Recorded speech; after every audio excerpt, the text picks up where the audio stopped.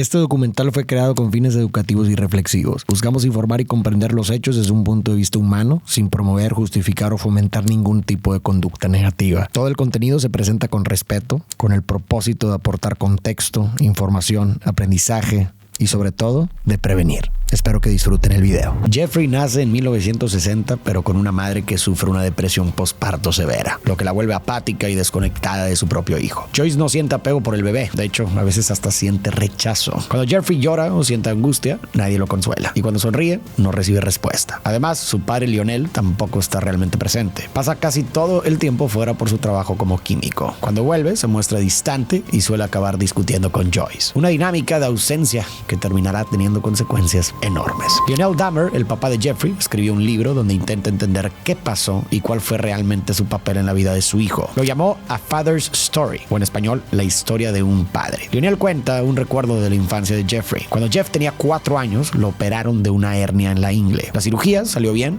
pero al despertar estaba tan adolorido y desorientado que con mente de niño creyó que los doctores le habían lastimado sus genitales. No fue así, fue solo una interpretación infantil de algo que no entendía. Muchos años después, ya sabiendo en qué se convirtió su hijo, Lionel regresa mentalmente a ese momento. Se pregunta si esa experiencia, la mezcla de dolor, miedo y la sensación de que alguien lo intervino mientras dormía, pudo dejarle una huella temprana. Según él, quizás eso influyó un poco en que Jeffrey se volviera más retraído y desconectado emocionalmente. Pero esto no es un hecho comprobado, es solo una hipótesis que su padre intenta armar para encontrar alguna explicación. Según Lionel, después de esa cirugía, su hijo ya no vuelve a ser el mismo. Se vuelve más callado, retraído y desconectado de lo que pasa a su alrededor. Tiempo después, Lionel descubre un animal muerto en su patio. Lo saca y Jeff, intrigado, lo acompaña, pero al ver los huesos, su mirada cambia. Empieza a hacerle muchas preguntas. Toma el esqueleto sin miedo y se lo queda como si fuera un juguete, llamando a los huesos sus palitos. Desde entonces, cada vez que sostiene un animal, intenta sentir esos palitos bajo el pelaje e imagina cómo son por dentro. Pensando que es curiosidad por la biología, su padre lo anima y salen juntos a la carretera a recoger animales atropellados para estudiarlos, además de enseñarle lo básico de la taxidermia, una lección que con el tiempo Jeff usará en humanos. Años más tarde, la familia tiene un segundo hijo llamado David, a quien Joyce le dedica casi toda su atención. Asimismo, las peleas entre Joyce y Lionel empeoran. Ahora incluyen empujones y hasta amenazas con cuchillos. En esa tensión familiar, Jeffrey busca en la escuela el cariño que no recibe en casa y en tercero de primaria le lleva a su maestra un frasco con renacuajos como regalo. Ella lo acepta, pero luego se lo da a otro alumno.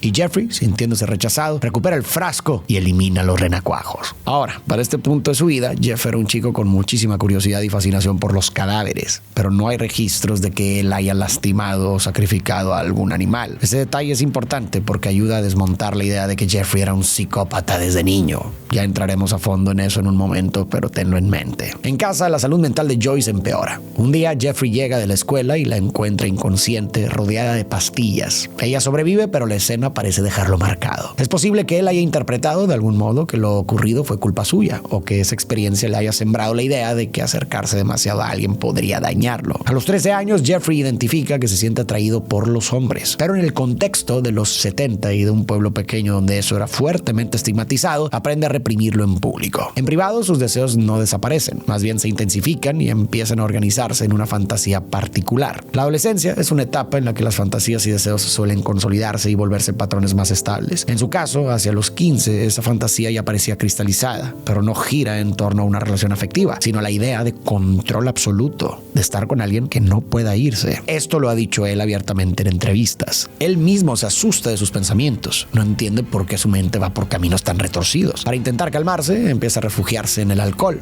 pero eso solo lo hunde más. Con el paso de los meses, Jeff comienza a obsesionarse con un corredor que trota por su casa, hasta que un día se arma de valor para hacer sus fantasías realidad. Se esconde detrás de unos arbustos con un bate en la mano. Tiembla por la anticipación. Espera y espera, pero por obra del destino, el corredor no aparece ese día. Jeffrey regresa a casa frustrado, aunque en el fondo también aliviado de no haber hecho algo de lo que se iba a arrepentir. Después de eso, Jeffrey intenta volver a la normalidad, Para distraerse y encajar, se vuelve el payaso del salón y un grupo de estudiantes liderado por John Derf lo adopta como su mascota. El grupo se autonombra como el Club de Fans de Dahmer. Para Jeff parece un sueño, pero en realidad se burlan de él. Lo incluyen en bromas, pero nunca lo buscan fuera de clase. Esta poca cercanía se acaba rompiendo cuando en un trayecto de 15 minutos Jeff se toma 6 cervezas sin tambalearse. Derf entiende que no bebe para divertirse, sino para escapar de algo oscuro, y el grupo se aleja, dejándolo sin lo más parecido a una amistad. En 1967 la familia termina de desmoronarse. Lionel descubre que Joyce le es infiel, pide el divorcio y se muda a un motel. En el juicio, Joyce obtiene la custodia de David, pero Jeffrey queda fuera por estar a punto de cumplir 18. El tribunal asume que no la necesita y Joyce se lo toma al pie de la letra, actuando como si ya no tuviera responsabilidad sobre él. Poco después anuncia que se mudará a otro estado con David. Ni siquiera le pregunta a Jeff si quiere ir con ellos. Empaca sus cosas y justo antes de irse le pide que no le diga nada a su padre, porque eso podría traerle problemas con la corte. Así, Jeffrey se queda completamente solo, sin padre, sin madre, sin hermano y sin amigos. Su aislamiento empeora todavía más después de graduarse de la preparatoria. Ya no tiene que ver gente todos los días, ni siquiera por obligación. Pasa días enteros sin hablar y a veces ni siquiera se cruza con nadie. Dice que este punto parece uno muy bajo, pero su verdadero descenso a la oscuridad solo está por comenzar. El 18 de junio de 1978, Jeffrey maneja de regreso a casa. En el camino ve a un joven pidiendo aventón para ir a un concierto. Su nombre es Steven Hicks, de 18 años. Dahmer se detiene y le ofrece cervezas en su casa a cambio de llevarlo después. Hicks acepta, creyendo que solo es alguien buscando compañía. En el camino, Jeffrey fantasea con él, pero al oírlo hablar de chicas, entiende que no comparten atracción. Aún así, lo lleva a su casa, donde pasan la tarde tomando y levantando pesas. Jeffrey disfruta su compañía hasta que Hicks dice que debe irse. Jeff intenta retenerlo y en un impulso desesperado le roba un beso. Hicks se enfurece, le exige que cumpla su palabra y lo lleva al concierto. Jeffrey, al darse cuenta de que está a punto de quedarse solo otra vez, rompe en llanto. Harto, Hicks decide irse por su cuenta. Jeffrey se da cuenta de cómo terminará esto, pero no está dispuesto a soportar otro abandono, por lo que lo golpea en la cabeza con una mancuerna. Hicks cae al suelo aturdido. Entonces Jeffrey se lanza sobre él y presiona la mancuerna contra su cuello hasta que deja de moverse. Con una extraña sensación de poder, Jeffrey besa el cuerpo de Hicks y se genera placer sobre él. Pero cuando todo termina, el horror de su realidad lo golpea. Entra en pánico por el miedo de ser descubierto, pues sabe que 1. Podría ser arrestado y 2. Sería aún más rechazado. Sin saber qué hacer, esconde el cuerpo en el mismo lugar donde años atrás su padre le despertó la curiosidad por los cadáveres, en el espacio bajo la casa. Vamos a detenernos porque las cosas se acaban de poner muy extrañas. Para intentar acercarnos a entender cómo es que un chico aparentemente normal ha llegado hasta este extremo, hay que recapitular un poco. Es cierto que Dahmer quizás no tuvo un trauma relacionado con padres abusivos y ese tipo de cosas, pero sí tuvo una infancia marcada por negligencia que le provocó definitivamente una sensación profunda de soledad. Existe una psicóloga forense llamada Delay Suller que analizó a fondo el caso. Comenta que una pieza clave para entender a Dahmer es la ausencia emocional de sus padres. Su planteamiento combina 2 conceptos que se complementan. Por un lado, una teoría psicológica sobre lo que le pasa a un niño cuando no se siente querido, y por otro, una explicación desde el neurodesarrollo sobre cómo esa falta de vínculo deja huellas en el cerebro. La idea en el neurodesarrollo es sencilla. El cerebro de un bebé no viene terminado. Se forma y moldea tanto con la satisfacción de las necesidades físicas como también con la experiencia afectiva cotidiana. Si un niño crece sin abrazos, sin contacto visual y sin alguien que lo calme cuando llora, su cerebro no recibe las señales básicas con las que aprende a regularse y a conectar. Por ejemplo, ver expresiones emocionales en los demás le enseña a leer a otros, o ser consolado le enseña seguridad y autoconsuelo. Sin esas repeticiones, el niño puede quedar sin referencias internas de cómo se siente una relación humana normal y puede crecer con poca capacidad de conexión, dificultad para manejar lo que siente, poca o nula empatía y una soledad crónica. Y aquí es cuando Suller se apoya en la teoría de la aceptación-rechazo parental de Ronald Runner, que dice que todo niño necesita sentir que es querido, y cuando esa sensación falta de forma constante, suelen aparecer 4 respuestas típicas. Una es la hostilidad. La frustración de sentirse ignorado puede salir como enojo, agresividad o impulsividad. Otra es que se puede cerrar emocionalmente. Con el tiempo puede surgir también un distanciamiento de sus padres y de las reglas y valores que ellos representan. Y por último, puede aparecer la hipersensibilidad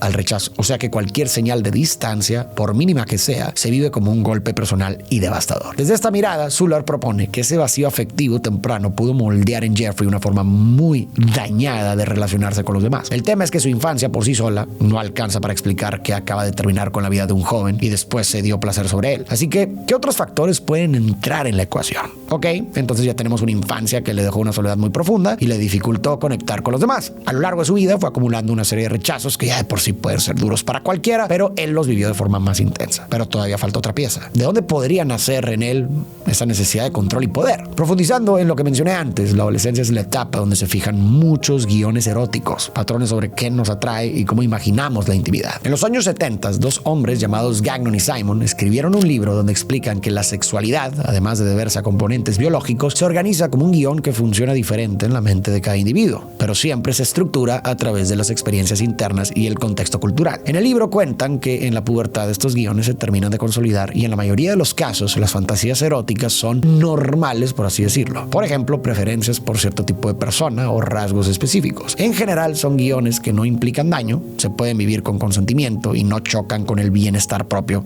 ni ajeno. Pero la psiquiatría clínica distingue que cuando el foco sexual persiste de forma intensa y gira alrededor de estímulos atípicos, y hablamos de parafilias. Pero además, cuando estas parafilias causan malestar clínico importante, deterioro funcional o implican daños o riesgos para otros, se consideran trastornos parafílicos. Y Jeffrey acaba de cruzar esa línea. Ahora, ¿cómo se pudo haber forjado el guión interno de Dahmer? Bueno, como mencioné antes, podría ser el resultado de factores tanto internos como externos, pero la posible combinación de factores principales podría ser la siguiente. El primero es que él tenía un deseo real de cercanía. Quería compañía e intimidad, pero no sabía cómo sostenerlas de manera saludable. En segundo lugar, podría estar un miedo desproporcionado al abandono y al rechazo, que en esa edad se mezcla con la vergüenza y el riesgo social de descubrir una atracción homosexual en un entorno hostil. Y tercero, frente a ese choque entre deseo y salir lastimado, podría ser que su mente comenzara a organizar el deseo alrededor de poder, dominio y control total como una solución a ese conflicto. De ahí podría originarse, en parte, su fantasía sobre tener control absoluto sobre un hombre que no puede irse ni rechazarlo, porque el rechazo representaba un peso enorme. Sin embargo, acaba de suceder algo que cambió la historia para siempre. Y es esta primera víctima que acaba de aniquilar, porque funciona como un refuerzo que marca un antes y un después en su vida. Pero sobre eso ya hablaremos en un momento.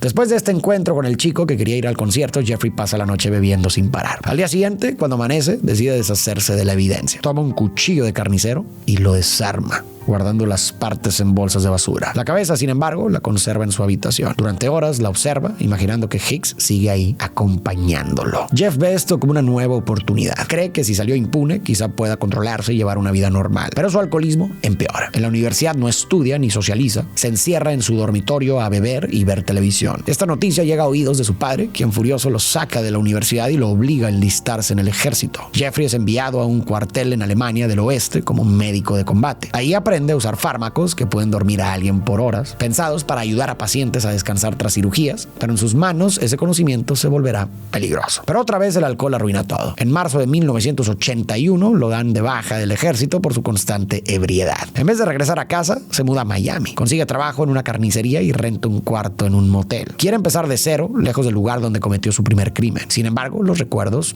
no lo sueltan. En pleno trabajo, a veces piensa en Stephen Hicks de golpe. La culpa lo invade y termina llorando sin entender bien por qué. Pronto pierde el empleo por beber, lo corren del motel por no pagar y pasa días durmiendo en la playa, tomando hasta desconectarse, hasta que, sin salida, llama a su padre. Lionel, aunque agotado, aún intenta ayudarlo. Le permite quedarse un tiempo con él y Sherry, pero le aclara que no será para siempre. Después consigue que Catherine, la abuela paterna de Jeffrey, lo reciba en su casa de Milwaukee, en Wisconsin. Antes de mudarse, Jeffrey decide encargarse de algo que lleva años evitando: los restos de Stephen Hicks. A pesar de haberse ido a la universidad, al ejército y a Miami, los restos siguen ahí, escondidos en el mismo tubo de drenaje. Para entonces ya solo quedan huesos. Jeff los lleva al bosque, los rompe con un mazo hasta hacerlos polvo y esparce las cenizas alrededor de la casa. Ahora sí, se muda con su abuela. Gracias a su experiencia como médico de combate, consigue trabajo en un banco de sangre local. Por primera vez en años, parece que todo está bajo control. Pero en su cabeza, las ideas oscuras persisten. Un día, mientras trabaja, ve la sangre moverse dentro de las bolsas. No puede evitar preguntarse, ¿a qué sabrá? La duda lo persigue todo el día. Hasta que al final de su turno, toma un frasco, lo esconde bajo la chaqueta y sube al techo del edificio. Lo abre y prueba un sorbo. De inmediato lo escupe. No siente placer, solo asco. Pero aunque no lo vuelve a hacer, haberlo hecho ya deja una marca. En el fondo, sabe que acaba de cruzar otra línea. Jeffrey sigue bebiendo y pronto pierde el trabajo. Se queda sin hacer nada, viviendo del dinero de su abuela, algo que Catherine nunca imaginó cuando lo recibió. La frustración de ella crece y la tensión entre los dos se vuelve constante. En medio de esa soledad, una noche ve un maniquí masculino en una tienda tienda y lo roba. Se lo lleva a su cuarto, lo acuesta junto a él y lo abraza para dormir. Lo hace varias noches, escondiéndolo cada mañana en el closet, hasta que un día Catherine lo descubre. Jeff solo alcanza a decir que está solo y necesita compañía. Aunque eso es verdad, ella también sospecha que su nieto es gay. Desde entonces lo lleva a la iglesia con la esperanza de encaminarlo. Por un tiempo parece funcionar. Jeffrey reprime su sexualidad, consigue trabajo en una fábrica de chocolate y mantiene cierta rutina. Pero esa calma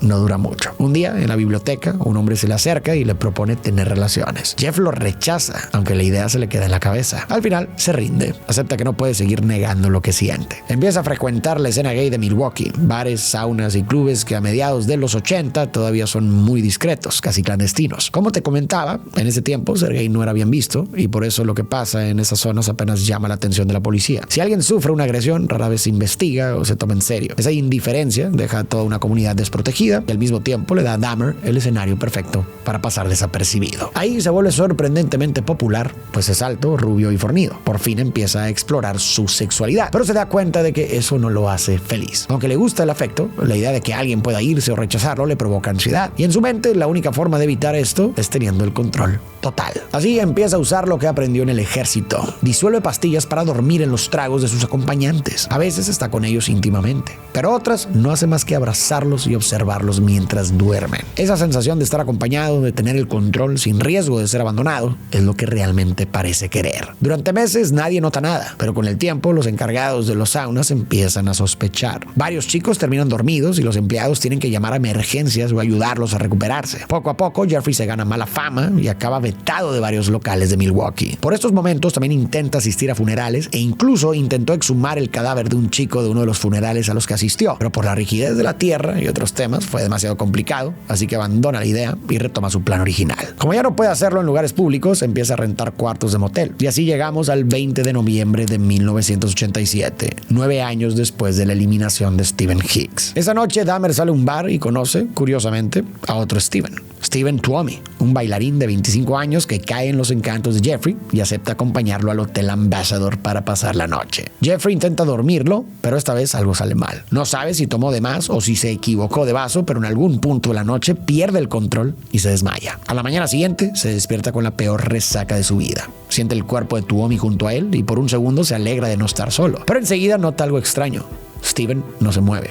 Su cuerpo está frío. Jeffrey se levanta de golpe y ve que no respira. Su pecho está severamente golpeado, sus brazos llenos de moretones. Jeff entra en pánico. Intenta reanimarlo, pero no sirve de nada, pues la realidad de las cosas es que él mismo lo eliminó, aunque no recuerda cómo ni por qué. Lo único que tiene claro es que nadie debe de enterarse, así que compra una maleta grande, guarda el cuerpo dentro y se va en taxi a casa de su abuela. Como Catherine casi nunca baja al sótano, Jeff deja ahí la maleta. Después espera a que ella salga a la iglesia para deshacerse de todo. Hace lo mismo que antes, lo corta en partes, rompe los huesos con un mazo y tira todo a la basura. Aunque claro, guarda la cabeza. Semanas después, esta empieza a descomponerse y con ella también se desvanece su compañía imaginaria. Jeff recuerda las lecciones de taxidermia que su padre le había enseñado e intenta conservar al menos el cráneo. Sin embargo, se equivoca con los químicos y el hueso se deshace, así que termina tirándolo todo a la basura, impidiendo que los restos de Steven Tuomi sean encontrados. Después de este crimen, algo se rompe en Jeffrey. Hasta ese momento había intentado reprimir sus impulsos más oscuros, pero después de esa noche,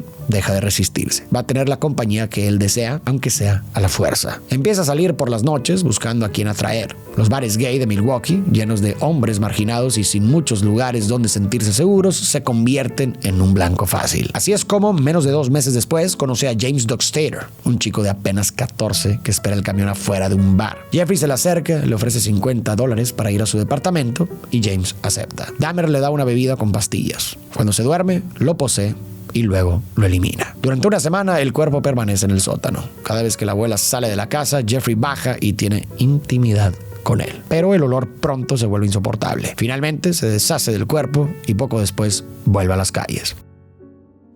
Vamos a detenernos otra vez porque esta vez ya no fue un accidente ni una noche en la que supuestamente no recuerda lo que hizo. En esta, él planeó y ejecutó con plena conciencia su plan. La primera experiencia con Hicks pudo haber funcionado como un refuerzo psicológico y sexual muy potente. Cuando una fantasía repetida en adolescencia se ejecuta y viene acompañada de una descarga fuerte de placer o de calma emocional, el cerebro puede registrarla como una solución eficaz y volverla más rígida y recurrible. Es un modelo descrito en modelos de progresión parafílica y homicidio sexual, donde la fantasía va escalando por refuerzo repetido. Esto lo desarrolla el libro de The Psychology of Lost Murder, al explicar cómo las fantasías parafílicas, una vez recompensadas en la realidad, tienden a consolidarse y a empujar a nuevas repeticiones. Piénsalo similar a este proceso que tal vez has experimentado cuando algo que te gusta mucho lo repites y lo repites. Poco a poco vas necesitando más para sentir la misma gratificación. Así que la noche de su primera víctima, Jeff pudo haber aprendido que si los hombres no tienen vida para actuar, nunca se podrán ir. Un aprendizaje torcido que vino acompañado de mucho placer y sin consecuencias. Una idea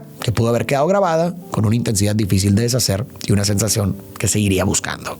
Y el por qué pudo haber tenido relaciones con cuerpos inertes te lo voy a explicar en un momento. Ya verás cómo todas las piezas van a encajar. En su búsqueda conoce a Richard Guerrero, con quien repite el mismo patrón. Ofrece dinero, lo convence de ir a su departamento y lo elimina. Pero ahora hay una diferencia. Ha perfeccionado sus métodos. Por primera vez logra conservar el cráneo. Emocionado por la idea de tener una compañía que no desaparece, Jeffrey vuelve a salir en busca de alguien más. Ronald Flowers, un joven afroamericano, termina su noche en un bar gay. Sube a su auto y se da cuenta de que la batería está muerta. Está cansado, tiene que trabajar temprano y justo en ese momento aparece Jeffrey Dahmer. Con tono amable le ofrece llevarlo a casa de su abuela, recoger su auto y luego regresar para pasarle corriente. Ronald duda, pero sin muchas opciones, acepta. Ya en la casa, Dahmer le ofrece un trago y lo mantiene conversando el tiempo suficiente para que las pastillas hagan efecto. Está a punto de llevar las cosas más lejos cuando escucha a su abuela bajando las escaleras. Sabe que su nieto esconde algo, aunque cree que solo tiene que ver con su sexualidad. Quiere atraparlo con las manos en la masa, como cuando lo descubrió con el maniquí. Pero esta vez no ve nada comprometedor, solo a Jeffrey con un amigo dormido en el sillón. Esa interrupción hace que Dahmer cambie de idea. Lo deja dormir y al amanecer, cuando apenas está recobrando la conciencia, lo sube a un camión y lo deja ir. Poco a poco, Ronald empieza a recordar lo ocurrido y presenta una denuncia contra Jeffrey. La policía va a la casa de Catherine para investigar, pero ella, convencida de que su nieto no es capaz de hacerle daño a nadie, lo defiende y los oficiales se marchan sin investigar más, archivando el caso. Este hecho colma la paciencia de Catherine, así que le pide a Jeff que busque otro lugar donde quedarse. Dahmer encuentra un pequeño departamento no muy lejos de ahí y se muda. Al día siguiente compra una cámara Polaroid. Para estrenarla, le ofrece dinero a un chico para posar en unas fotos. Su nombre es Somsak Sinthasomphone. Recuerda bien ese apellido, porque más adelante va a volver de una forma bastante triste. En su nuevo departamento, Dahmer le ofrece un café adulterado y empieza a tomarle las fotos. Sin embargo, lo toca incómodamente y Somsak se altera. Las pastillas comienzan a hacer efecto, pero logra escapar antes de perder completamente el conocimiento. Llega a su casa como puede y colapsa. Su familia lo lleva de inmediato al hospital, donde los médicos confirman que fue dopado. Al día siguiente, la policía arresta a Jeffrey frente a todos sus compañeros de la fábrica de chocolate. Durante el registro de su departamento, los oficiales encuentran las fotos que tomó y las pastillas que usó, pruebas suficientes para enjuiciarlo. Pero mientras llega la fecha del juicio, su abuela paga la fianza y Jeffrey vuelve a quedar libre, un hecho que le va a costar la vida a otro hombre, Anthony Sears. Cuando finalmente inicia el juicio, Jeffrey debe someterse a varias evaluaciones psicológicas. Los especialistas coinciden en que representa un peligro para la sociedad. Aún así, el juez encargado del caso siente cierta simpatía por él. Aunque el cargo de Jeffrey no tiene nada que ver con su problema con el alcohol, sino con corrupción de menores, el juez dice que le recuerda a su nieto, que también fue alcohólico pero logró superarlo. Decide darle una sentencia sorprendentemente ligera, 1 año de cárcel y 5 de libertad condicional. Eso significa que después de cumplir ese año, Jeffrey podrá salir libre, aunque bajo relativa vigilancia. Esta es la tercera vez que Jeffrey Dahmer se escapa de la justicia. Y por increíble que parezca, todavía no será la última. En mayo de 1990, Dahmer termina su breve condena y vuelve a las calles de Milwaukee. Consigue un departamento barato en el edificio Oxford, en una zona marginada de la ciudad. Para este punto, Jeffrey ya ha cobrado 5 vidas: Stephen Hicks, Stephen Tuomi, James Dockstader, Richard Guerrero y Anthony Sears. Pero en su nuevo hogar, el departamento 213, en aproximadamente 1 año, sumará 12 más. Ese lugar se convertirá en el escenario de algunos de los crímenes más perturbadores en la historia de Estados Unidos.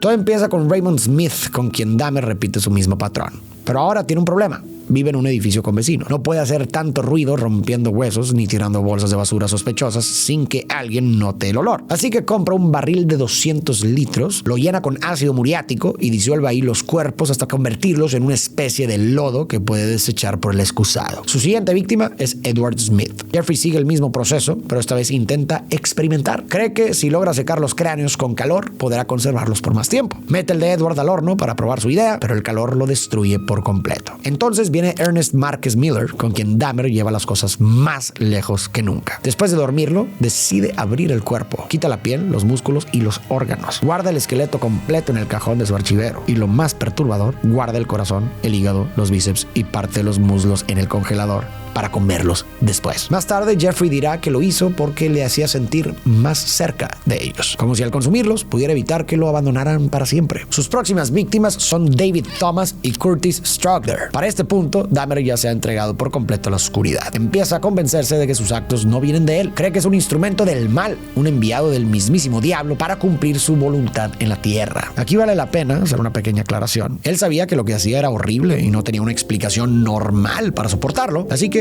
es posible que, en vez de nombrarlo solo como una parafilia y una compulsión, empezó a envolverlo en un lenguaje de maldad y oscuridad, pero no necesariamente porque estuviera en un delirio psicótico y creyera que una fuerza sobrenatural lo controlaba. Compra la Biblia satánica, escucha cantos rituales y se obsesiona con películas como El Exorcista y Star Wars. Le fascina la idea de tener el poder del villano, el emperador Palpatine, y controlar la mente de los demás. Incluso llega a comprarse pupilentes amarillos para parecerse más a él. A partir de ahí, su comportamiento se vuelve todavía más perturbador. Con Errol Lindsey, Dahmer intenta una nueva técnica para mantener a sus víctimas cerca sin eliminarlas del todo. Se le ocurre crear una especie de zombie, alguien que siga vivo pero solo obedezca su voluntad. Así le taladra el cráneo y le inyecta ácido directamente en el cerebro. El experimento, por supuesto, falla y Errol muere. Más adelante conoce a Tony Hughes, un hombre sordo. Se encuentran en un bar y pasan la noche bailando, comunicándose con una libreta. Cuando el lugar cierra, Dahmer lo invita a su departamento, probablemente con las mismas intenciones de siempre. Pero Tony lo sorprende. Le propone una cita para otro día porque no quiere nada casual. Por un instante, algo en Jeffrey parece cambiar. Acepta la invitación y no lo lastima. Incluso llegan a tener una relación consensual. Durante un breve momento parece que intenta volver a ser normal, que quiere conectarse de verdad con alguien,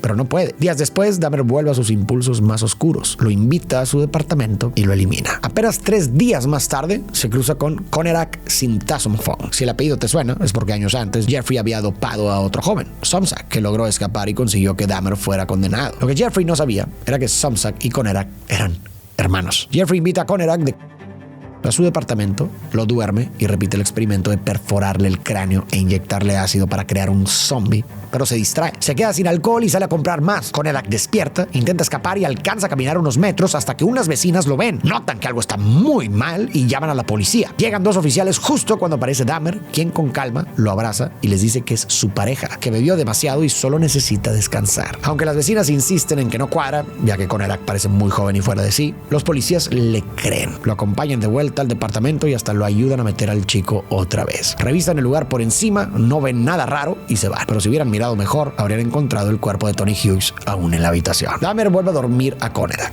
Le inyecta una segunda dosis de ácido de la que no consigue sobrevivir.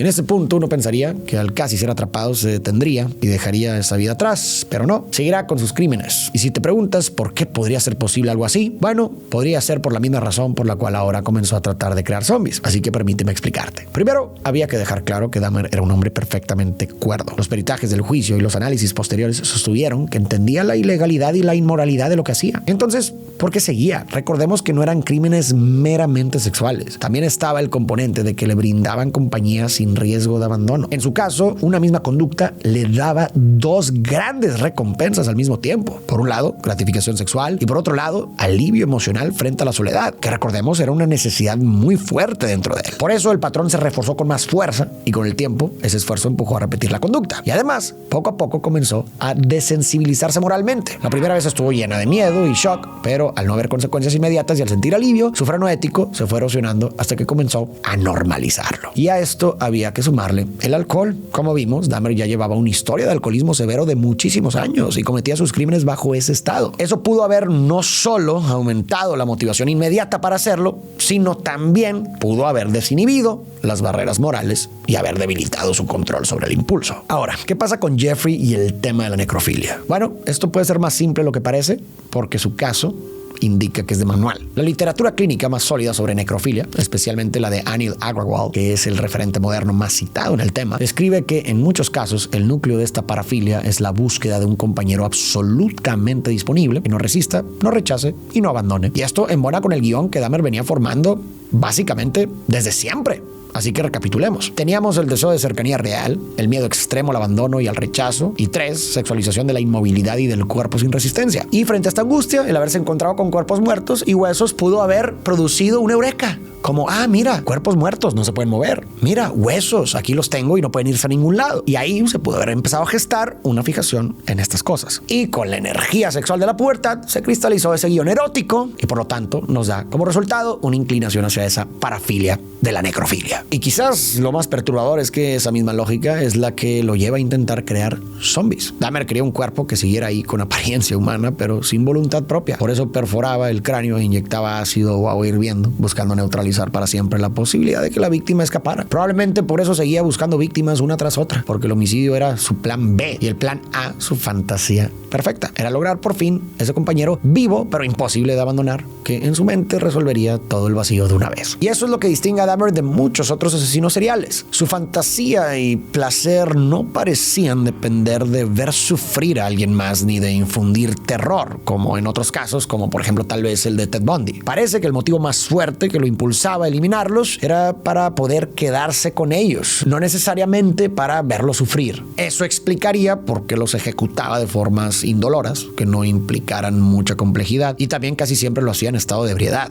Y ojo, con esto para nada estoy tratando de sugerir que sea moralmente mejor o no sea tan malo. Simplemente estoy tratando de entender los motivos detrás. En los meses siguientes elimina a Matt Turner, Jeremiah Weinberger, Oliver Lacy y Joseph Verdehoft. Guarda algunos esqueletos, torsos y manos, todo lo que considera perfecto, porque ahora busca crear un altar. Quiere construirlo con huesos y partes humanas para sentarse frente a él y, según sus propias palabras, sentirse rodeado de belleza y poder. Pero volviendo con la historia, para este punto Jeffrey ya lleva años así, hasta que llega la noche del 22 de julio de 1991, la noche de su caída. Jeffrey sale a un bar, le propone el trato de siempre a varios hombres, pero para este punto ya no es el tipo atractivo de antes. Se ve desaliñado, con la mirada vacía y sumamente borracho. La mayoría lo rechaza hasta que alguien acepta. Tracy Edwards, que todavía ve en Jeffrey algo encantador. Llegan al departamento y apenas cruzan la puerta, huele a carne podrida y químicos. En una esquina, varios botes de ácido muriático. Dahmer le ofrece un trago, pero al acercarlo a los labios, Tracy nota algo extraño. Unas pastillas flotando en el vaso. Decide no beber y solo finge hacerlo. De pronto, Dahmer le pone una esposa en una muñeca y Tracy entiende que algo anda muy mal. Intenta escapar, pero Jeffrey lo empuja, saca un cuchillo y lo obliga a sentarse en la cama, manchada de sangre. Jeffrey prende la televisión y pone El Exorcista 3. Se mece lentamente y murmura una especie de cánticos como si estuviera poseído. Luego va al refrigerador por una cerveza. Tracy alcanza a ver algo en el interior, una cabeza humana. Tiene que salir de ahí, ya. Intenta correr, pero Dahmer lo sujeta con fuerza y grita furioso. Todos siempre quieren irse. Tracy decide cambiar de estrategia. Intenta ganarse su confianza, hacerle creer que no planea huir. Le dice que no lo va a delatar, que solo quiere ser su amigo. Incluso baila para él, pero Jeffrey pierde el interés. Ve la película unos minutos más. Dahmer lo obliga a recostarse y apoya su cabeza sobre su pecho. Le dice en voz baja que quiere oír su corazón, porque más tarde se lo va a comer. Tracy lo acaricia hasta que mete su dedo en el ojo de Dahmer, lo empuja, le da un golpe con una lámpara y sale corriendo a toda velocidad. A unas cuadras, 2 policías lo detienen. Por las esposas que lleva colgando, piensan que escapó de otro arresto. Tracy les pide ayuda, les ruega que se las quiten y cuando notan que no son del tipo que usa la policía de Milwaukee, les cuenta todo. Los oficiales dudan de su historia, pero aceptan investigar. Dahmer abre la puerta calmado, como si nada. Probablemente piensa que, como otras veces, va a salirse con la suya. Pero esta vez, no. Uno de los oficiales entra al dormitorio buscando la llave de las esposas y encuentra una caja llena de fotos con todo lo que Jeffrey ha hecho. En la madrugada del 23 de julio de 1991, Jeffrey Dahmer es arrestado. Dentro del departamento 213, la policía encuentra 4 cabezas humanas, 7 cráneos, varios cuerpos en distintos estados de descomposición, tales conservados en frascos y un barril con restos disueltos en ácido. También hallan 74 Polaroids que documentan cada paso de lo que había hecho. En la comisaría, Jeffrey confiesa todo sin oponer resistencia. Por un lado, sabe que no tiene sentido mentir. La evidencia habla por sí sola. Pero por otro, quiere contarlo todo para ver si los doctores pueden ayudarlo a entender qué le pasa, por qué hizo lo que hizo. Asegura que odiaba lo que hacía y aún así volvía a hacerlo. Solo quiere entender por qué. Dahmer pasa horas con los detectives contando cada detalle. Entrega una confesión de 160 páginas e incluso dibuja un mapa para mostrar dónde había dejado los huesos de su primera víctima en Ohio. Como en cualquier juicio, tuvimos la parte defensora y a la fiscalía. La defensa buscó convencer al jurado de que Dahmer era culpable, pero mentalmente enfermo. Es decir, que sus crímenes nacían de una patología sexual y de trastornos psicológicos que lo volvían incapaz de controlarse. Sus figuras clave fueron el psiquiatra forense Carl Wallstrom y dos especialistas en parafilias y sexología forense, la doctora Judith B. Becker y el doctor Fred S. Berlin. Ellos insistieron en que la necrofilia y otras parafilias eran el motor principal de su conducta. Y Wallstrom además propuso diagnósticos de personalidad como el esquizotípico y el trastorno límite. Aquí vale la pena dejar una nota clínica breve para entender por qué el borderline es una teoría fuerte y frecuente en su perfil. Como cualquier trastorno de la personalidad, el borderline es un espectro. Hay grados, combinaciones y formas distintas de vivirlo. En general, se asocia con miedo intenso al abandono, emociones que se encienden rápido, impulsividad bajo angustia y una enorme dificultad para sostener relaciones estables. La gente con trastorno límite suele oscilar entre necesidad extrema de cercanía y reacciones desproporcionadas ante cualquier señal de distancia. Las explicaciones modernas, tanto en el DSM-5 como la obra clásica de John Gunderson, señalan que el trastorno límite de la personalidad surge por una mezcla de vulnerabilidad biológica y factores ambientales, sobre todo infancias con negligencia o inestabilidad afectiva o experiencias repetidas de abandono. Por eso muchos autores lo han planteado como lectura factible del caso Dahmer, porque su historia y sus crímenes se encajan con el pánico a quedarse solo y búsqueda desesperada de evitar el abandono. Solo que, obviamente, en un grado del espectro muy alto y también claramente combinado con muchas otras cosas más. La fiscalía, en cambio, defendió que si bien Dahmer podía tener parafilias y problemas graves, eso no lo desconectaba de la realidad. Su testigo estrella fue el psiquiatra forense Park Elliott Dietz, quien declaró que Dahmer era racional, entendía la ilegalidad y la inmoralidad de sus actos y que sus parafilias eran una motivación, no una compulsión irresistible. Por eso sostuvo que estaba legalmente cuerdo cuando eliminó. Al final, el jurado le dio la razón a la fiscalía y lo declaró culpable de los 15 homicidios juzgados en Wisconsin, por los que recibió 15 cadenas perpetuas.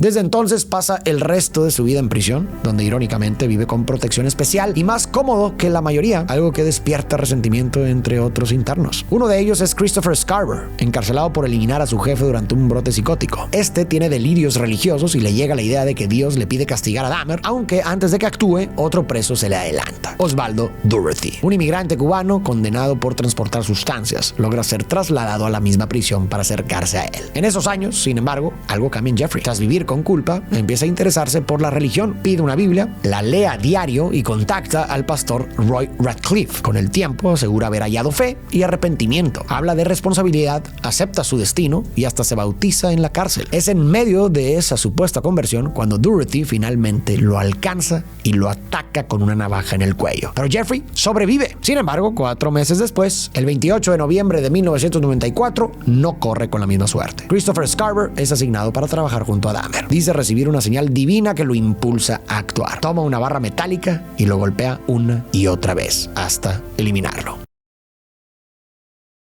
Y así termina la vida de Jeffrey Dahmer. Pero no su historia, porque después de su muerte aparecieron múltiples series, documentales y libros sobre él. Junto con todo eso, una larga lista de diagnósticos que intentan explicar qué factores lo llevaron a hacer lo que hizo. La ausencia emocional de sus padres, el aislamiento extremo, el trastorno límite de la personalidad y el trastorno esquizotípico. Si bien es posible que algunos diagnósticos sean ciertos, o incluso que Dahmer haya tenido un poco de varios, al final no existe una sola respuesta en la que los expertos coincidan. No hay consenso sobre en qué categoría meterlo. Y hubo otra cosa que me dejó pensando mucho este caso, especialmente después. No sé si se acuerdan del fenómeno que pasó tras el documental de Netflix que salió sobre Jeffrey Dahmer, en donde Jeffrey se convirtió en una celebridad. Incluso empezaron a hacer edits. Mucha gente lo empezó a admirar y a venerar. Y esto, si nos detenemos un poquito a pensarlo bien, se siente raro, se siente incómodo, especialmente pensando en las víctimas. Incluso hubo comunicados y mensajes de inconformidad de muchos de los familiares de las víctimas de Jeffrey. ¿Te imaginas que este tipo haya eliminado a tu hijo o a alguna persona importante para ti y de pronto que muchísima gente lo empieza a idolatrar o admirar? Y esto es un fenómeno que ocurre muchas veces. Piensa en otros asesinos seriales, por ejemplo Ted Bundy. Y obvio hay muchos factores que influyen en que esto suceda, pero me parece que uno de los factores principales, y es lo que quiero destacar en este momento, es que muchas veces cuando empezamos a conocer las historias a fondo de estos tipos, empieza a haber situaciones que nos generan compasión, que nos generan empatía. Y a esto también le sumamos que muchas de las productoras o la gente que empieza a relatar o contar estas historias en estos documentales dramatiza mucho lo que ocurrió. Un ejemplo perfecto es que en la película de Ted Bundy de Netflix ponen a Ted Bundy llorando cuando recibe su sentencia, y esto en realidad nunca pasó. No mostró ningún tipo de remordimiento por todo lo que hizo. Y lo que es importante comprender desde mi punto de vista sobre el poder profundizar en las historias detrás de estos individuos no es tanto para nada más sentir una compasión y una empatía y tratar incluso de minimizar lo que hicieron por lo mismo y admirarlos por lo mismo, sino más bien es ver qué factores pudieron haber contribuido para tratar de prevenirlos en nuestras vidas, con la gente que nos rodea. Por ejemplo, en este caso, pues bueno, entendemos lo importante que es la conexión emocional con otros, que es poder estar y sostener física y emocionalmente a nuestros hijos, a las personas a nuestro alrededor, el tener una red de apoyo. Sabemos lo peligroso que puede llegar a ser la soledad y este tipo de vacíos. Lo entendemos. Eso nos ayuda a poder combatirlo y poder entonces fomentar factores de protección. Entonces yo quiero invitarlos a todos y todas los que me escuchan a mirar estas historias de forma diferente, a mirarlos desde un punto de vista así empático y compasivo, pero no de justificación ni mucho menos de romantización. Si bien todos estos factores contribuyen, influyen significativamente para orillar a una persona a hacer este tipo de actos, a una persona como él, no justifica el hacerlo. Y también yo quiero creer que siempre, independientemente de las circunstancias, existe, aunque sea un pequeño porcentaje de voluntad y de libertad. Y es ahí donde se separa, desde mi punto de vista, a personas que pudieron haber vivido muchas de estas cosas, muchas de estas negligencias, y aún con todo eso, en ese pequeño porcentaje encontraron una voluntad que les hizo transformar su historia en algo mucho más constructivo y propositivo y trascendental. Y creo que a final de cuentas, tal vez esos casos son los que merecen ser aplaudidos y admirados.